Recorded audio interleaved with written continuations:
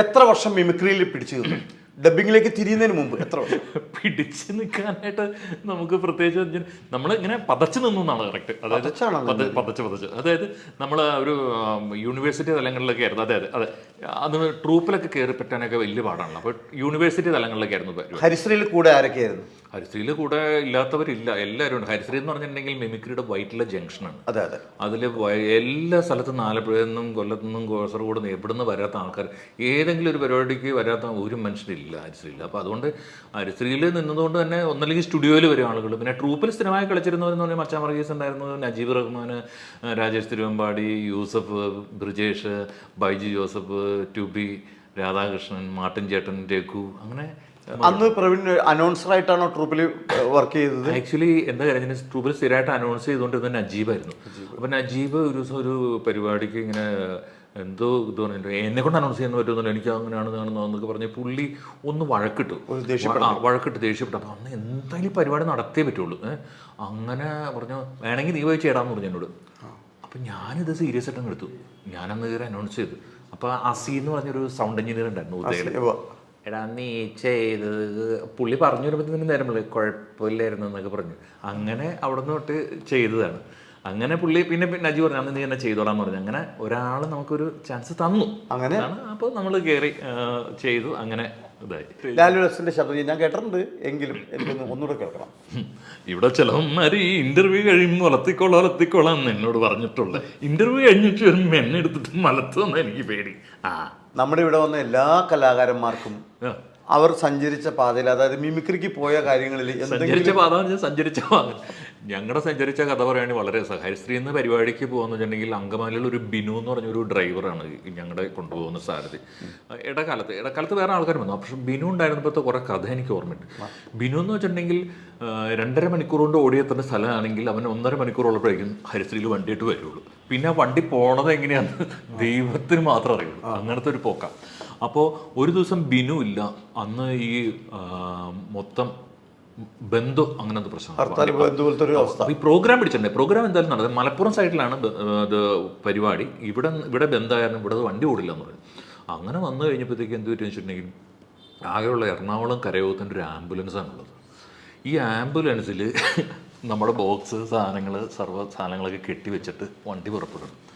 അപ്പോൾ വണ്ടി പുറപ്പെട്ട് കഴിഞ്ഞ് കുറച്ച് കഴിഞ്ഞപ്പോഴത്തേക്കും ആരോ വണ്ടിയിലിരുന്ന് പറഞ്ഞു ഡ്രൈവർ, അത് നിങ്ങളിങ്ങനെ പാട്ടും കൂത്തും മേളൊക്കെ ആയിട്ട് ആംബുലൻസിൽ നിന്ന് കേസ് പിന്നാലെ വരും, വല്ല പരിക്ക് പറ്റിയ പോലെയൊക്കെ അല്ലെങ്കിൽ ശവമായിട്ടൊക്കെ ആരെങ്കിലും കിടക്കാൻ പറഞ്ഞു.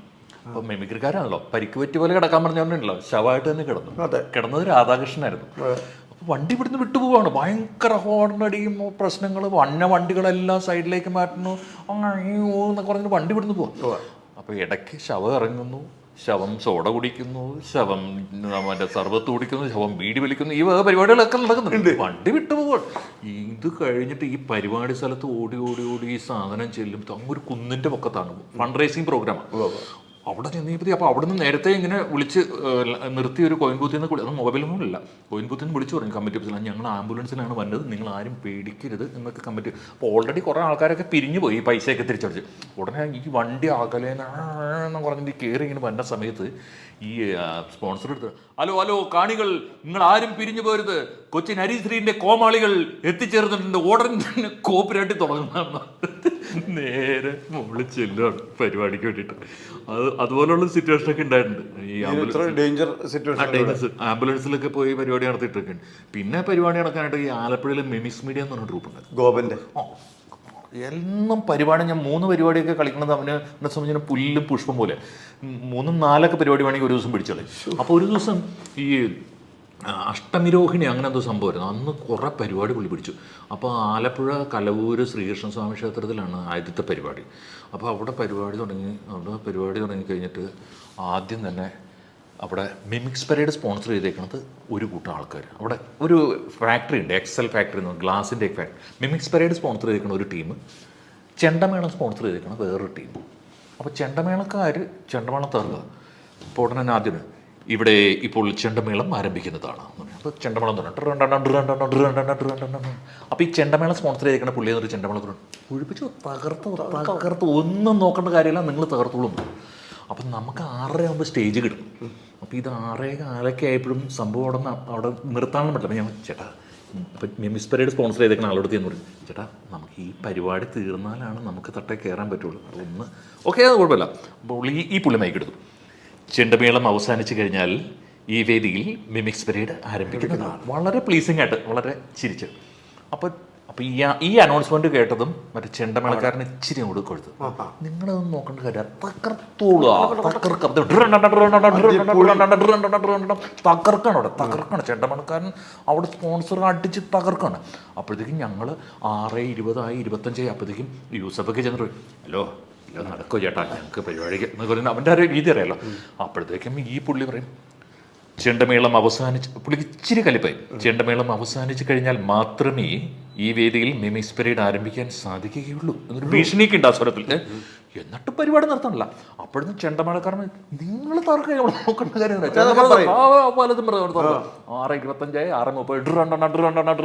6:30 അപ്പോൾ യൂസഫ മാനേജർ ട്രൂപ്പൻ, ചേട്ടാ ഞങ്ങൾക്ക് 3 പരിപാടികളാണ് ചേട്ടാ എന്ന് പറഞ്ഞാൽ ഇയാൾ നേരം മയക്കെടുത്തിട്ട്, ചെണ്ടമേളം അവസാനിപ്പിക്കേണ്ടതായുണ്ട്, ചെണ്ടമേളം അവസാനിപ്പിക്കേണ്ടതായുണ്ട്. അപ്പൊ അപ്പുറത്ത് കുട്ടിക്ക് ചെണ്ടമേളം അവസാനിപ്പിക്കണം, ചെണ്ടമേളം അവസാനിപ്പിക്കണം, ഈ ഒടുക്കത്തെ ചെണ്ടമേളം നിർത്തണം. പിന്നെ അവിടെ അടിപൊളി മേളായിരുന്നു.